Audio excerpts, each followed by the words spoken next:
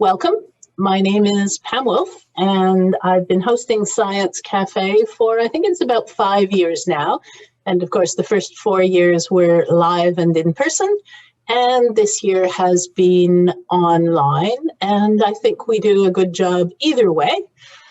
So welcome to the virtual Zoom version of Science Café. It was founded in 2008, so quite a while ago now, to give Carleton Faculty of Science the opportunity to bring the amazing research that's going on in our faculty out to people in the community who are interested in it and who, we are very aware, are supporting us in doing that research. And while we think we give very good value for money, and you will certainly hear that today and at all of our science cafes, we're aware that it's community support that keeps us and all universities going. So we're very grateful for the opportunity to tell you what we're doing with that support. I teach chemistry at Carleton, and I'm also part of the Institute of Environmental and Interdisciplinary Science. Our speaker today is from the Department of Biology. Hanane Hadj-Moussa is a doctoral candidate in biology. She is doing her research in the lab of Dr. Ken Storey. So she's on the edge of biology and chemistry. So she's seen the light a little bit in the chemistry department. Yes. And she's investigating the molecular tools that animals use to survive extreme environments and that allow them to drop their metabolism so that they can survive things like freezing or low oxygen conditions. She's currently studying metabolic and microRNA environments, strategies that lemurs use to hibernate. So I didn't know lemurs hibernated. I thought of them as warm climate animals. So I'm looking very much forward to hearing that. And also that naked mole rats use to survive low oxygen environment. So Hanane is an NSERC scholarship student, and she's co-authored over 20 peer-reviewed papers as part of her research. And so I will turn over to her in one moment. The last thing I'll add in terms of how we'll work is you have a question and answer panel for any questions you may have. So feel free to type in questions as you think of them, and I'll be keeping an eye on the question board. And then we'll take up the questions at the end. So there'll be the opportunity for some questions at the end, but please enter them as you think of them throughout the talk, and then we'll have them, and we'll have them in the order that they were asked, and we can take them up with as much time as we have at the end. So welcome once more, and Hanane. Perfect. Thank you for the lovely introduction. So I'll share my screen. I'll set that up.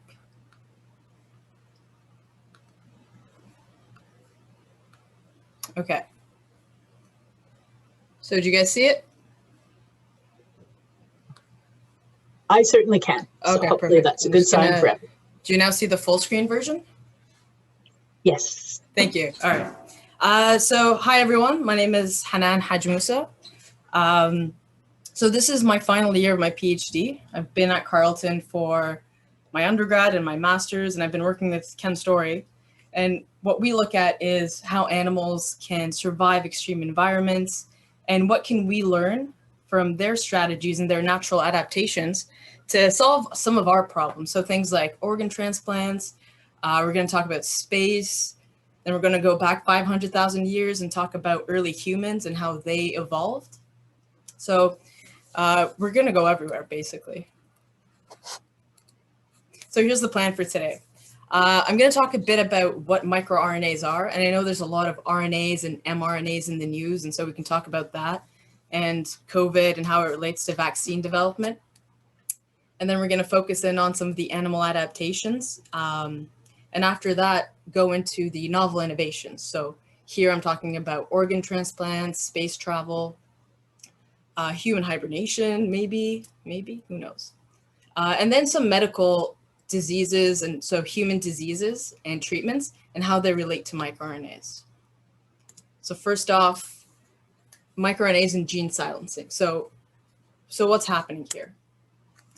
First off, you go into the cell and there's DNA. DNA is, you can think of it as the blueprint. So all of your information and instructions for how to make a gene are going to be in your DNA.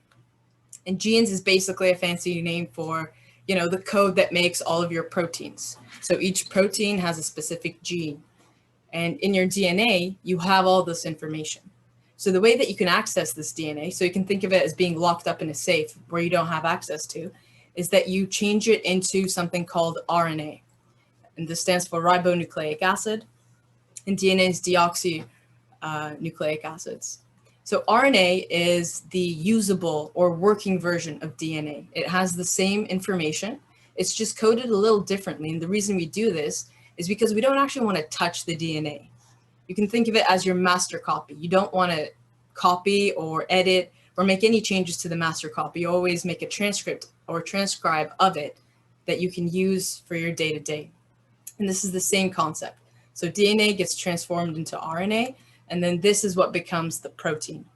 And this DNA RNA protein transition is known as the central dogma, which basically means like the accepted progression and idea. So what I want to focus on is something that isn't typically associated with the central dogma. So another way to look at it is you can have DNA, it becomes RNA, and then protein. But what I'm not showing you is all the little steps in between and the inhibitors and things that come in to regulate this process. And so if I give you an example of it, we have here are things that can alter the DNA. And then here you have processes that affect RNA. And I'm not going to go into detail about them. I just wanted to show you the broad effects that are happening. And then here there's other things that can happen to protein. And basically this kind of shows that, yeah, the central dogma is DNA, RNA, protein, but there's all these other offshoots and shunts that the DNA can shuttle through. And what I'm focusing in on are microRNAs. So they affect the RNA. So after it's become from DNA to RNA, this is where microRNAs have an effect. So if you look at microRNAs, they're short non-coding RNA molecules. And non-coding just means that they don't make proteins, because most RNA makes a protein, but microRNAs do not make a protein. What they do is instead you have, and I'll turn on my laser pointer. So instead you have your microRNA, which is a short piece of RNA that then binds to the mRNA, which is the RNA that makes the protein. So once bound, it basically prevents any protein from forming. And the cool thing about microRNA is each microRNA can target multiple message RNAs, and each message RNA can be regulated by multiple microRNAs. So you can have a big message, and then that can be regulated by various microRNAs. And if I go into detail a little bit about how they actually work, you can think of it as a stop, pause, and play model, where with regards to stop, you have permanent degradation. So if these microRNAs right over here bind to this messenger RNA, it degrades it. And there's a special process that they can turn on and trigger to make this happen. And then there's the pause, which what happens is they can bind, so the microRNA can bind to the messenger RNA, and then when bound, it can basically recruit other proteins that can come and say, okay, I'm going to take this messenger RNA and I'm going to keep it for later. So instead of just taking it and I'm going to break this messenger RNA, it says I'm going to take it, I'm going to put it in this little box with all these other proteins, I'm going to put it in something called a stress granule and save it for later. And this is needed for times when, you know, if the cell doesn't have energy now, but then later it's going to want to make that protein, it can just save the instructions for later. And it's an energetically smart way to organize your messages. And then there's the play. So what I mean by play is that you can have a lack of suppression, because you can think of microRNAs as negative regulators. So they're inhibitors. If they bind to a message, what they're doing is they're going to either stop or pause it. But what can happen is if you don't have the microRNA binding, that means that protein is going to be made. So one way to regulate proteins and genes in the cell is by decreasing the amount of microRNAs you have. Because if you don't have the negative inhibitor or the negative regulator, what happens is you're going to be able to make that protein. And if that protein is involved in things that are useful for pro-survival, then you can use that protein to use whatever process you need to do. So this is the basic mode of action of microRNAs. And the reason I wanted to start off here is for me to explain how these animal adaptations work with regards to microRNA. It's good to have a basic understanding. So now we're going to talk about the animal part of the plan, and this is probably one of my favorites. I feel like I'm going to say one of my favorites for every section, so be prepared.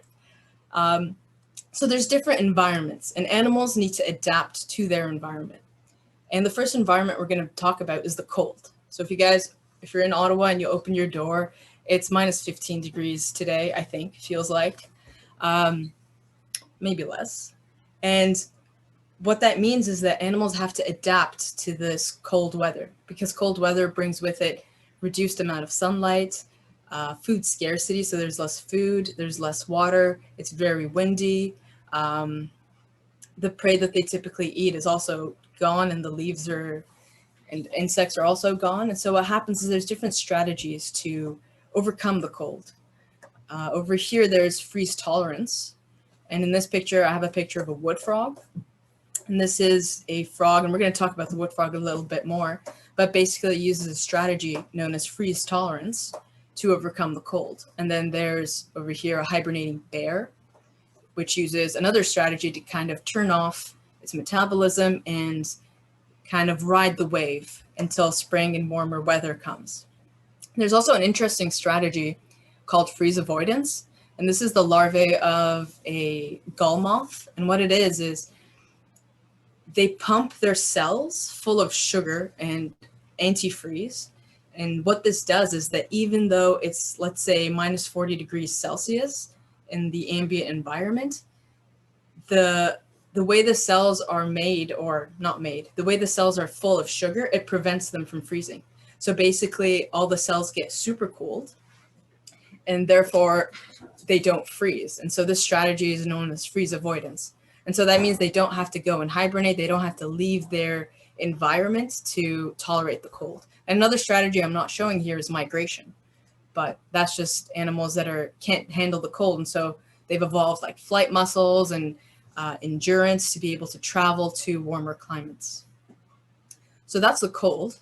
The next environment we're going to talk about is hot and dry weather. So when faced with hot and dry environments, there's two main strategies that animals can use.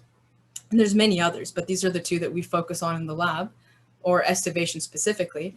And what estivation is a reduction or a decrease in metabolic rate that can last for months. So in this picture here is the eastern spadefoot toad. And it's a toad that lives in Nevada and central United States. And what it does is it can survive underground. So the reason it's called a spadefoot toad is its hind legs have a little shovel. And so it can kind of shovel into the ground, and it builds like a little fort or a little hole, covers itself in mucus so that it doesn't lose any water to the environment, and it depresses and drops its metabolism. And when it does this can last for up to 10 months.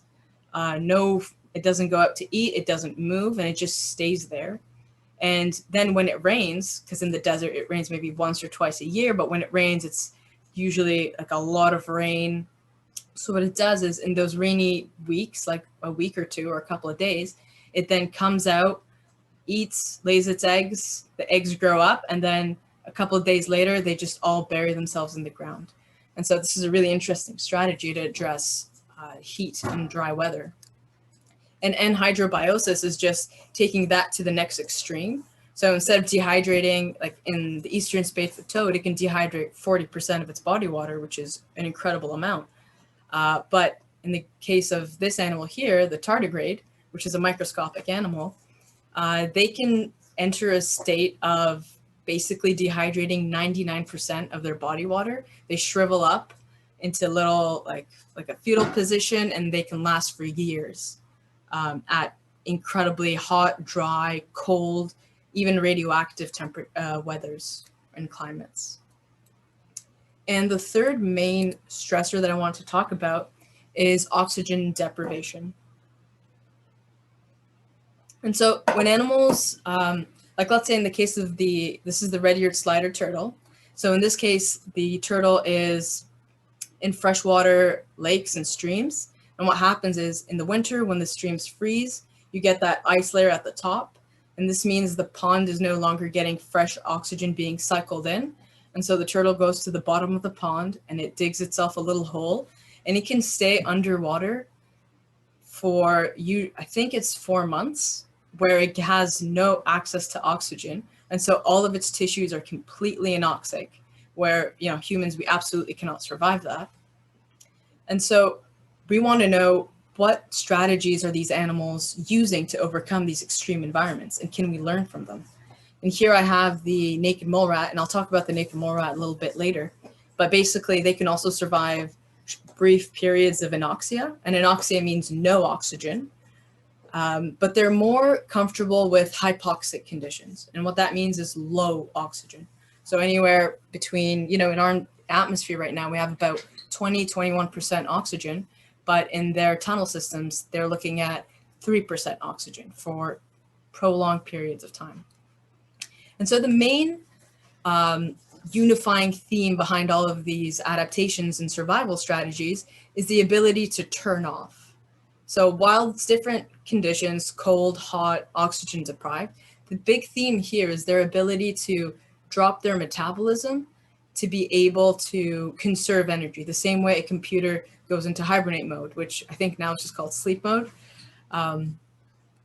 And the key principles of this process is the ability to turn off most genes and biological processes to conserve energy, protect from harmful wastes accumulating in the body, as well as being able to turn on select genes that can protect the cell from the various onslaughts and challenges of that condition. And this is where microRNAs come in. So what we found in the lab is that microRNAs are actually involved in all of these processes, and sometimes the same microRNAs, which kind of tells us there's a conserved response. And the reason that we think microRNAs are probably the main controller or a central trigger for this process is these 5 characteristics that they have.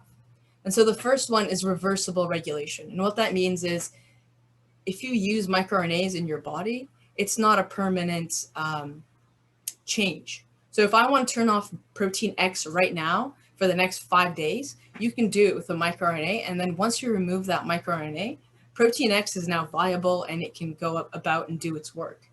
And so that's what makes it an attractive option for animals that need a quick change on and off. Because remember, we need to turn off most of our genes, but keep the important ones on. So there's reversible regulation, there's rapid targeting, and that just means because of the way they bind to the messenger RNA, they can go about and do this very quickly. They're energetically cheap to make. So I'm not making a huge protein complex that's going to cost me a lot of energy to synthesize. They're little bits of RNA that are very cheap, like cellularly cheap to make. And so that's an attractive thing to do when you don't have a lot of energy to spend. So they control virtually all biological functions. And remember I said each microRNA can target multiple messages and proteins. So this is why they have that ability to exert such broad controls. And then there's the fact that their sequences are very conserved. And this goes back to how I said each microRNA can target multiple things, and we found the same microRNAs as being central to these responses. So the first animal I'm going to do a little spotlight on is the wood frog. So here you have a wood frog that's just kind of normal, living its little froggy life. And then over here, there's the frozen wood frog. And when wood frogs freeze, they freeze up to 70% of their body water as cellular ice or extracellular ice. And what this means is that they dehydrate all of their cells in their body and then push the water into like the extracellular, so just kind of the in-between space. And then there, they use a very controlled form of freezing so that when ice does form, it doesn't rip apart their cells. So that's why if you get frostbite and your fingers turn blue and then you can't really use them, the reason for that is that you have intracellular ice forming on your fingertips. Because when it starts to thaw, the ice starts to puncture all of your little cells, and then the cells leak out and die. And so wood frogs have evolved a strategy to dehydrate their cells so that they don't have this ice damage. And when they're frozen, they have no heart rate, no immeasurable brain activity, no breathing, and no movement. And they're frozen, they can be frozen for months in the winter. Sometimes they can thaw and then freeze back up again. And so it's really interesting. And what I want to show you is, how do they freeze? So right here is an MRI image, and you're looking at the frog from the bottom. So like if this is the frog, you're looking at it over here. This is its head, and then this is these are the legs. So H is heart, L is liver, gastrointestinal tract. Here you have the muscles in their legs. And right here, this little eye is where ice starts to form. And so what we can see is that at -7 degrees, an hour and 15 minutes into freezing, the ice has started to form. And the way the frog freezes is super rapidly, because as soon as the first ice crystal touches its skin, it just starts to freeze really quickly. And so I'm going to go through this, and between each picture is about, excuse me, about 15 minutes. And so you can see the ice progression. It's the black parts over here just start to spread. And right now, like it's spreading into the rest of the muscles. The heart is gone. And one of the last organs to freeze is the liver. And the reason for this is because the liver is what's responsible for making glucose. And glucose is what helps the frog cells push the water out into the extracellular. And so it's really cool to see that, 2 hours after the first picture was taken, the wood frog is completely frozen solid, or about 3 hours. And so I showed you how they freeze, and I also want to show you how they thaw. So this is how the frog thaws, and what you can see is that as the ice starts to break down and melt, and the frog is emptying its body of glucose and its cells, you can see that the first thing that comes on is the heart, although you can't really see it here. And then it starts to basically just stretch like it just woke up from a nap. So it's pretty cool. In real life, this would take probably a couple of hours, maybe less if you have it under a hot lamp. And so what I did was I was interested in, is this process being regulated by microRNAs? Because, I told you they're a very attractive model. They are rapid, easy to make, cheap.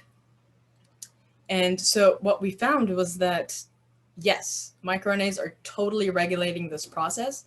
In this paper specifically, I looked at microRNAs and brains, because we know that, if you freeze the brain, you thaw it, you can't really maintain those neural networks and axon guidance pathways. And so what we found was that during freezing, frogs are actually using microRNAs to turn on a bunch of proteins, which seems a little counterintuitive because you would think that most things are being turned off. And so what we found was that these microRNAs are turning on neuroprotective proteins that make sure that the frog neural networks are maintained so that when they thaw, there's no ice damage and no lack of energy, and they can just kind of go about doing what they need to do. And that was a really interesting finding. So now we're going to totally switch and go and talk about naked mole rats. So I wanted to show you their colony structure, because naked mole rats are really weird mammals, and they kind of behave more like bees, where you have the queen bee, the worker bees. It's the same idea. The queen naked mole rat is over here. She's the one that gives birth to all the young. And then you have the little workers that are digging, the foragers, and you have different tunnels, and they're very organized. They even have their little toilet area here. And so why I was interested in this is because of their ability to survive low oxygen. And we talked about this at the beginning. And they can even survive like little bits of anoxia, which is just no oxygen, for about 20 minutes. And when I looked at the brains of these naked mole rats, I found that, again, they use microRNAs to coordinate neuroprotective defenses, similar to the ones I saw in frogs, but also to kind of limit energy usage and turn off non-essential processes. So things like cell growth and making new proteins that you don't really need were things that I found were turned off by microRNAs. And another reason that naked mole rats are pretty cool to study in this area is that they have a lot of unique features and characteristics. So they don't get cancer. They do not get neurodegenerative disorders. They feel no pain. So no mechanical pain, no chemical pain. And they can survive. So where a normal rat lives for about 3 to 4 years, naked mole rats live for about 33 years. So that's like if you compare it for their mass, it's almost the same size or not size, same age that humans can survive. So they have a similar age quotient, and that makes them interesting to look at in terms of aging studies as well. We're going to switch again. Now we're going to talk about the lemur. So with the lemur, it's kind of different. So remember we talked about hibernation and bears and how they can turn things off. Lemurs and the gray mouse lemur, they're very small. And you can see this little baby lemur on a person's finger. What lemurs can do is they're native to Madagascar, which is a tropical hot region. And what they do is at night when it gets cold, they can drop their metabolic rate to 80% of what it normally is. So instead of functioning at here, they can really drop it all the way here. So it's way more than a deep sleep. It's a drop in metabolic rate. And the really interesting thing about lemurs is they can do this without dropping their body temperature. So all of the other models I told you, like the frog is at 0 degrees or less. It's completely frozen. Hibernating bears and all these other animals have a severe drop in temperature. But when we look at gray mouse lemurs, they can drop their metabolism without dropping their temperature. And because they're primates, similar to humans, this means that whatever we learn from lemurs is more closely translatable to medical human work. And when I looked at the microRNAs in hibernating lemurs, I found that, and specifically in this case, I didn't look at brain, I was interested in muscle, because if you think about patients that are bedridden or muscular dystrophy and other diseases like that, it's the same way where if a patient is immobile, what can we do to them? And to answer that question, we looked at the lemur, and what I found was that they use their microRNAs to preserve muscle cells, to stop cell growth. So instead of making new cells, they were able to conserve and regenerate the cells that they had. And again, they did this by turning off non-essential processes. And so that's how microRNAs relate to animal adaptations. And right now, I want to talk about how we can use these findings for some of the more novel innovations. And the first one I'm going to talk about is the fact that early humans could actually hibernate. And this paper came out in December, so, a month and a half ago. And what they found was about 500,000 years ago in this cave in Spain, where they've been able to dig up a lot of really valuable archaeological specimens of humans, was that they found these bones from 500,000 years ago. And what they found was that these bones had the same kind of features that you would see in a hibernator, in that there would be periods of growth and then periods of no growth.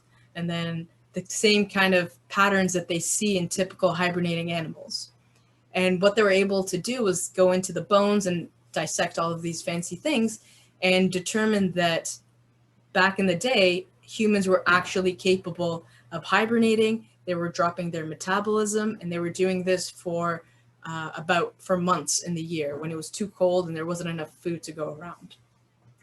And so what this tells us, and why I was really excited about this, is that in our DNA, in our genetic blueprint, we have the genes and we have the means to be able to hibernate, which means that it's not a completely foreign process. And if we can figure out how to turn these genes on, then we'll be able to maybe induce a form of hibernation in current modern humans.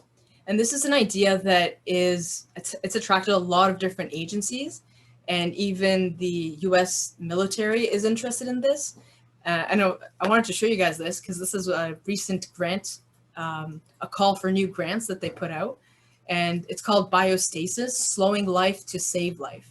And what they were trying to do is come up with an intervention, or they called, in this case, they called it a biostasis, so stopping biological functions. And they want to come up with an intervention that can, let's say a soldier is injured. So right here, there's a infliction of an injury.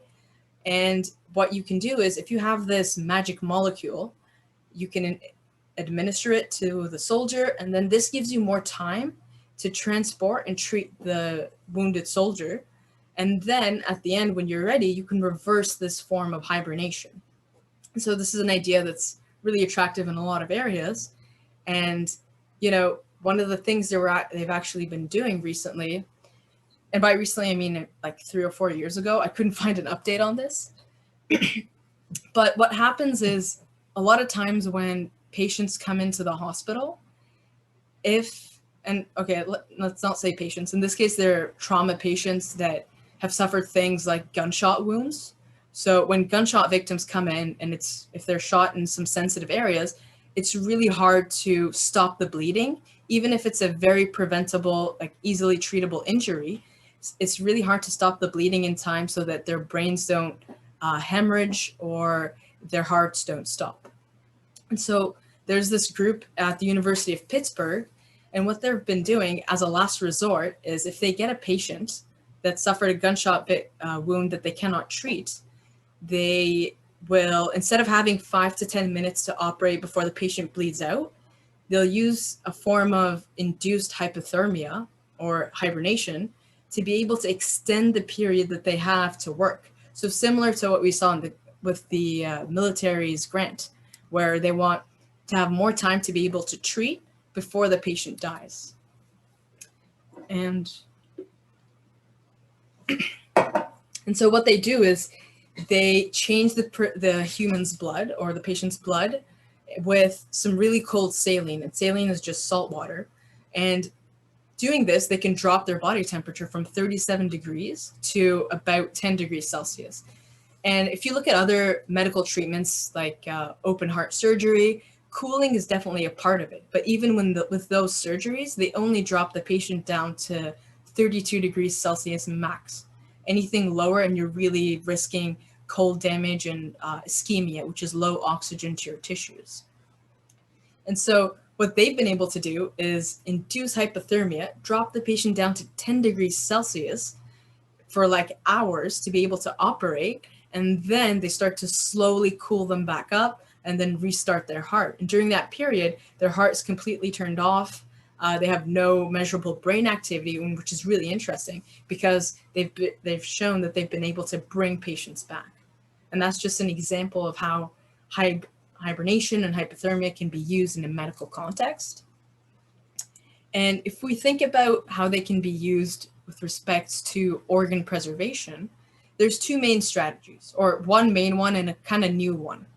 And the main one is you have a human organ for transplant, and currently the main idea or the main principle is you perfuse the organ, which means you just run different molecules and blood through it to make sure it's oxygenated, and then you chill it, which means you put it in a bag and then put it on ice. You put it in a cooler. This is a fancy cooler. From what I've seen, sometimes it's literally a Canadian Tire lunchbox cooler, and then you run. And right now you're running from the donor to the recipient. And depending on what organ you're transplanting, you can have anywhere from a few hours, 1 or 2 hours, to up to, I think, 12 hours for kidneys. And depending on how much time you have, that means the radius with which you can send that tissue out changes. So if you only have 1 hour, you can't go past here. If you have 12 hours, you can help anyone in this radius with that organ. And when we look at this, or when we think about this in the concept of nature-inspired solutions, such as what the wood frog does, we can maybe use things like the microRNAs that the wood frog uses to preserve its organs. Because like I said, when they thaw, you saw that frog just kind of stretch, right? They have no damage and they're ready to go. So what we've been looking at in the lab is, what are the main features that these animals are using, and how can we translate this to human problems? And so if we look at the wood frog with regards to, remember I said they pump their cells full of glucose? Well, one of the things that they're currently doing is instead of using glucose, like the wood frog, they're using a non-metabolic or non-metabolized form of glucose. And they've gotten this from work on wood frogs and other freeze-tolerant animals. And what this does is it protects the organs and liver cells without actually being metabolized by the liver or damaging the liver. So it's not cytotoxic, which is a really interesting development. And the other side of this is thinking of warm torpor. And torpor is another word for hibernation. But if you think about warm hibernation, and what I mean here is how lemurs hibernate, where they can drop their metabolism without dropping their body temperature significantly. So going from 37 to 33 or 32 is okay, but if we're hibernating like a squirrel, they're dropping from 37 to 5 degrees Celsius. And humans can't really survive those kinds of drops unless they have a gunshot wound, which I don't recommend. But what's interesting about this is based on the principles of how lemurs hibernate and how other warm hibernators do it, they've developed this tool called normothermic organ transplants.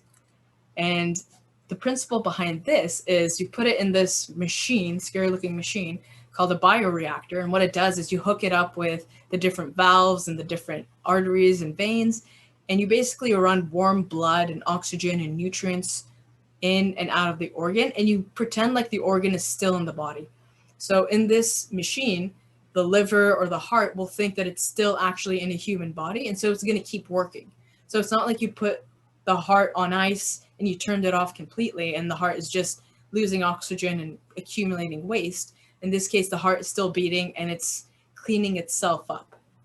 And so what we're looking at now is how can we use these animal principles to help with these normothermic organ preservation strategies. And with the transmedic case in particular, one of the reasons this isn't like super widespread in the medical system and medical field is because these machines are very expensive, they're hard to maintain, and it increases if you're doing a cold organ transplant versus a warm organ transplant, it really increases the cost of it. And so that's why a lot of hospitals are still hesitant to adopt these principles. And you have to have highly trained personnel to operate these machines. And so it just adds more cost. But hopefully in the future, like with everything, the cost will decrease. And there's, for example, in Nova Scotia, how they just put out that law of you are a presumed organ donor, regardless of whether you sign or not to be a donor. And so there's other strategies like that that are also helping address this problem. And the main components of warm perfusion, or keeping organs warm in normothermic transplants, is that by keeping the organs at physiological conditions, so keeping a heart beating, making it think it's still inside a human body, this allows for continuous assessment of metabolic parameters. So you can actually see, is the heart still viable? Is the kidney still going to work? And one of the problems with cold perfusions or cold organ transplants is that, you have a kidney, you do a couple of tests, and then you transplant it in the patient, and you're not 100% sure if it's going to work or not. And also the ability to be able to infuse different nutrients and drugs. And in this case, we're talking about microRNAs and other catalyzing substrates that can help preserve the organ and help it perform at its highest degree. And so kind of differently from organ transplants, if we think about this in terms of how can we use human hibernation to help space travel? So the Suspended Animation in Deep Space is a conference that NASA held in the summer, and we attended it. And what we were talking about at that conference was, or what their question was on a long trip to Mars, can induced hibernation be used to protect the health of space travelers and to maximize extremely limited resources? And so there's different researchers. Each one of us had an idea of, in our case, we were promoting the idea of using microRNAs to turn off human non-essential processes so that to get humans from Earth to Mars, which will take 6 to 9 months of continuous travel just to get there, if we can figure out how to reduce their energetic requirements, that means that you don't have to pack as much food, you don't have to keep people as alert. And there's been a spaceship design where if the crew is, let's say, 10 people, you can actually kind of switch the rotation and have maybe 8 people or 7 people that are in a state of hibernation while the other 3 run the boat or run the ship. And then you just kind of rotate them in so that at all times you only have to feed 3 people. And that just saves on a lot of the travel logistics and supply issues. We're not there yet. This is a great idea. It's super exciting, but currently we still have quite a bit of work to do. And NASA and other agencies are really funding this kind of work. And so it is promising that, and hopefully it'll be possible. And the last part of my talk is going to be focused on some of the medical aspects of microRNAs that are currently in use. And so we're going to talk about diseases and treatments. And just to kind of, I know this is a really busy slide, but the reason I did this is I want to show you all the diseases that have been shown to be affected by microRNAs. And even COVID-19 is on this list. And I saw this paper, I think it's 3 weeks old at this point. And so it's all very new stuff.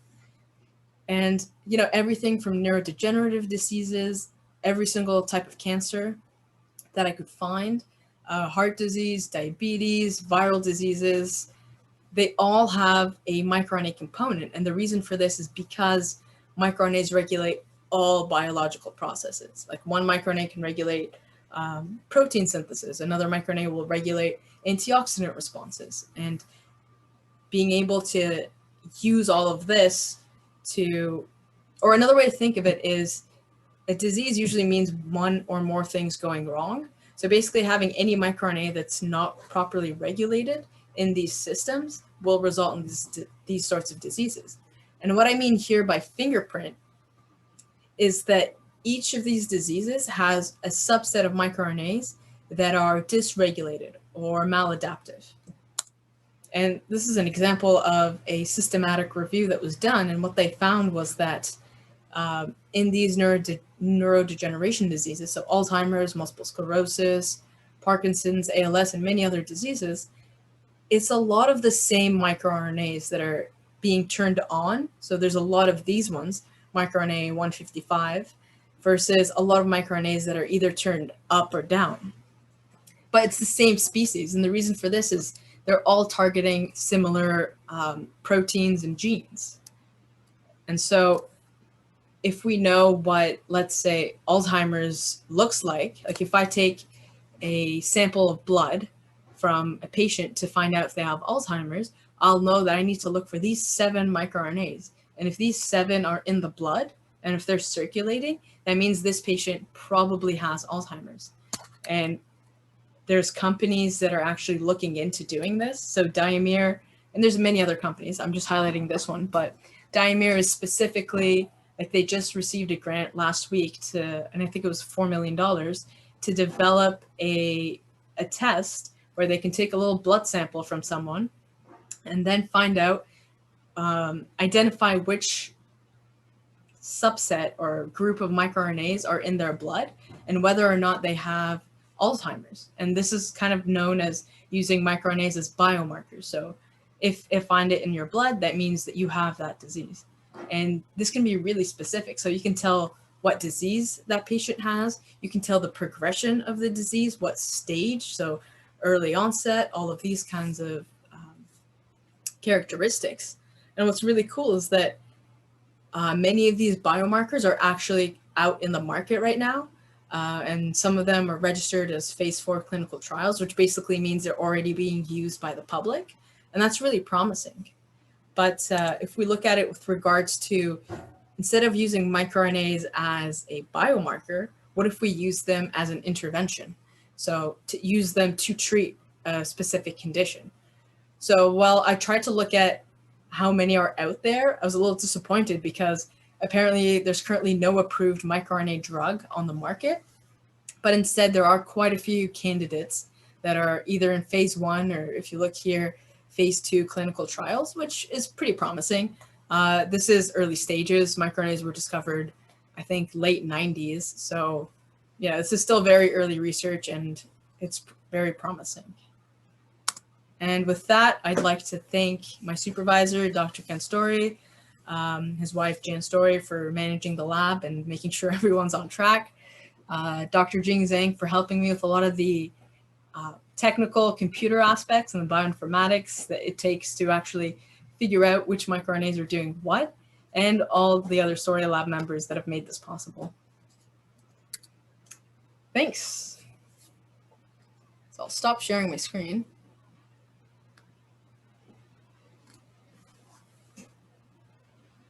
Great. All right. Thank you, Hanane. We thanks. have a couple of questions in the Q&A, and I would encourage anyone else who has questions to add them there. The first question says, in the case of the wood frog, is mRNA actively involved in pumping glucose into the cells? If not, what message function does mRNA bind to, i.e. which messenger RNA is being targeted? And then it adds, great talk, by the way, which I certainly second. Awesome. Okay, that's a really cool question. So what I showed you is how microRNAs are regulated in the brain. But what I didn't show you is another study I did on how microRNA is regulated in wood frog livers. So like I said, liver is the main organ that makes your glucose and sends it out to the body to make sure every cell can be protected from ice. And what we found was that the microRNAs were actually turning on a lot of the genes that are responsible for making glucose. And so by turning on that gene that makes glucose, that cell or liver cell can now make glucose for the rest of the body. I hope that answers your question. Yeah. Okay, another one, very interesting. Does the animal or human body still go through the aging process during the hibernation phase? Ooh, that's the $1,000,000 question. But what I think is happening is definitely to a lesser degree, because if you compare, let's say, a bat that can hibernate and a bat that cannot hibernate, or a mouse and a squirrel, you always find that the hibernating animal of the same size, same class, lives longer. And the reason we think this happens is because by turning down their metabolism, they have less chance of things like oxidative stress, which happens when you're breathing a lot. So you have less damage that's happening to your cells. And basically you're kind of running on standby, which means you're not really actively doing things. So that when you do wake up, you kind of save that time and you can use it later. And if you look at naked mole rats, they live for 33 years and they are constantly at a metabolically depressed rate, right? Their tunnels are super hypoxic. And if you compare it to a rat that's at full oxygen, they die in 3-4 years. And so, yeah, usually hibernation will allow you to live longer. And yeah, there's a lot of aging funding agencies that work on aging that are also very interested in this. And just added to the Q&A, if you could use mRNAs as drugs for treatment, would it be a one-dose type of thing, or would they need to be continuously taking doses of mRNA since it's not long-lasting? Great talk from my previous mentor. That's from Stephen Wade. Oh, awesome. Thanks, Steve. I think it would have to be a continual dose kind of thing, because what happens is, like you said, microRNAs are not going to be there for long. And if you think of it, kind of what we're living right now, the COVID vaccine, you have the messenger RNA, it comes and it gets degraded really quickly in the vaccine, right? And then it has its effect. And with the same idea, like if you have a microRNA that's targeting a protein, I would imagine that unless you're making actual changes to the cell, which you're not, in case of microRNA, it's like a drug, you use it and you get rid of it. So unless you're doing that, you would have to continuously dose. And that might not be such a bad idea, right? You do that with every other drug. You have to take 2 in the morning and 2 at night. So to do this with microRNA drugs, I think would be a possibility. You just have to store them at a colder temperature. And Stephen Wade also wants it known that this chemist said if you could use mRNAs, and he truly did type MI for microRNAs. You did answer the question he asked, not the one I realized, but in the Q&A, yes. And I'm teasing Stephen when I point out that he wants it very clear that the mistake was mine and not his. So yes, I had said mRNA. He did ask about microRNA. Perfect. And not everyone who asks a question will necessarily be teased. So Gavin Sharp also went out on a limb and said, when you said that microRNAs, see, I've got it now. You got When it. you said that microRNAs could be used to turn on genes quickly, do you mean that they do this by rapidly releasing mRNAs that have been sequestered in stress granules?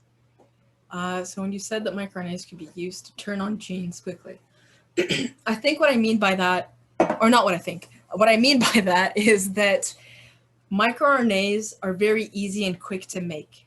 So if in the cell wants to turn off protein X, they can quickly synthesize that microRNA and target it to protein X so that you get rid of that message.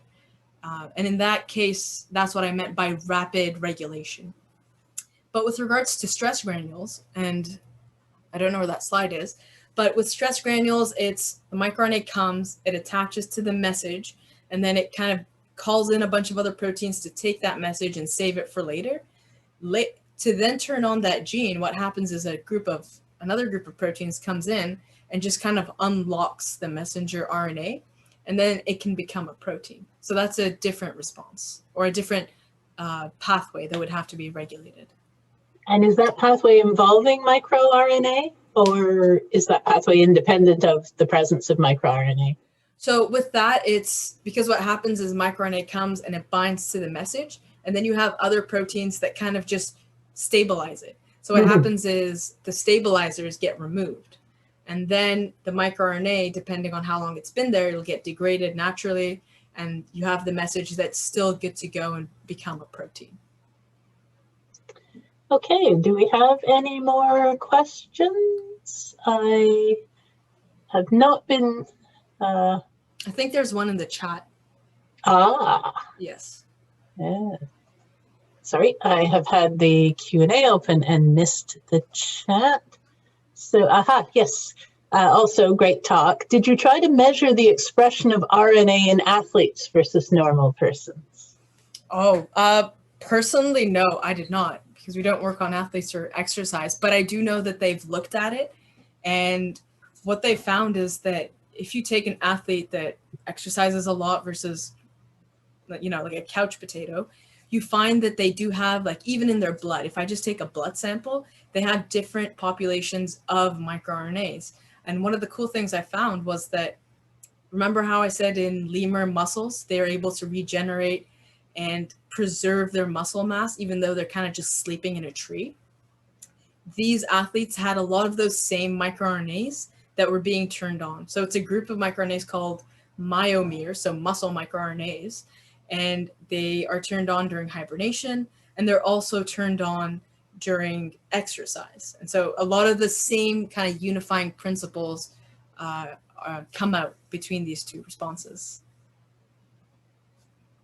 And a cool idea would be, could we administer these microRNAs or other molecules that we find in these athletes to people that are bedridden, for example, to prevent muscle degeneration and other things? Yeah. Okay, and an interesting question added to the Q&A. This is a personal question. I fell into a coma in 2005. After I woke, I lost the sensation of feeling cold for the next 8 years. I could be out in -40 weather in a gym shirt and shorts as a result. Do you think the damage done to my brain caused my metabolism to drop? Excuse me. Do you think the damage done to my brain caused my metabolism to drop and stay completely fine in such extreme weather? Whoa, that is such a cool question. Okay, so you had a coma, you feel for the next 8 years, -40, you can't really feel cold sensations. So with that, I don't know if it's your brain per se, or the fact that, there's the idea of if you don't use it, you lose it. So maybe the chemical sensors or the temperature sensors in your fingers and on your body, those nerves that transmit the signal back to your brain, maybe they're not working as efficiently as they would before. And, you know, when you're in a coma, it's not that you don't really have a drop in metabolism. What that is a lack of energy, a lack of brain signaling and activity. So if you look at a person in a coma, they still have to eat. You know, they give them the IV drips to make sure they have their energy, their sugars, their body temperature is at 37 degrees. So you're not really changing your metabolism. You're just not using it. It could be that maybe brain regions are not fully connected with others so that you don't really feel the sensation, or even though you are getting cold and you should stay warm because you could get frostbite. You know, it's the same idea when you come in from the cold, they always tell you not to wash your hands with super warm water because you can't really feel it. And then when you do feel it, you would have damaged your fingers. So, you know, gloves are important, but yeah, I don't know. I hope I helped. I think I made it worse. No, that's an interesting thing to think about and wonder about. Certainly, the human body does some very interesting things. Yeah. Okay, we are coming to the end of our hour together. I would like to thank all of our participants for joining us, and especially to thank Hanane for a fascinating talk. Yeah, thank you. Always an interesting topic. I have once in a while had a chance to meet in person the frogsicles that Dr. Ken Storey's lab works on, and it's always fascinating stuff. And you've illuminated a lot of the biochemistry behind it for me. So I would extend my personal thanks, and certainly the people who have asked questions have all extended theirs, and I'm sure on behalf of the rest of the audience. And on behalf of the Office of the Dean of Science, I'd like to thank everyone who came and participated in today's talk, and hope you'll join us again for future Science Cafes. Thank you all very much and have a wonderful afternoon.